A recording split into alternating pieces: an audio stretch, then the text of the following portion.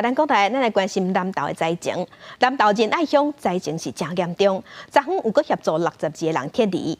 中华高关路段路是也未通，即马是继续咧抢通，希望会当伫明仔载进行通车。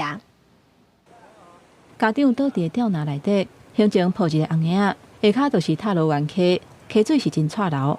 救援人员真细致操作空中过溪索啊。慢一点，慢一点，慢一点。消防署车队继续伫咧罗山温泉区执行撤离的行动，增加设第2组过溪索啊，嘛互抢救的效率较好。拢总有59个人互救出来，其中有2个是红婴仔，一个4个月，一个6个月。想要把他们带出来哦。带出来哦，所以一大早就在等了哦。对啊。因那空勤总队乌用直升机是用吊挂的方式协助3个行动无方便的坐伙人撤离去仁爱高龙的运动场。因那其中一个老大人已经101岁啊。他在里面还好吗？很好。很好哦。很感谢他们啊哈。感谢的。大雨成灾了后，仁爱乡的农损是真严重。农业部统计，全台湾的农损有甲1亿3000万，南投就占9成。部长陈吉仲去清流部落勘灾，关心这季受损的情形。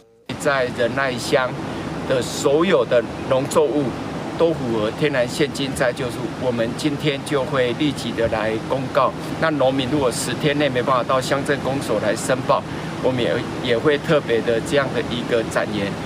梨山的水蜜桃因为台北线中环便道放弃，目前的运输敢来当为宜兰走台七甲线来往回。路途变远，种果子的农民烦恼会影响水果的品质。因那各管工务段一粒6层楼高的大石头，中昼的时阵总算甲切做对半。工务段特别延请我们列解的工班进场，用列解的工法进行施作，那配合破碎机一起作业，然后把进度给加速。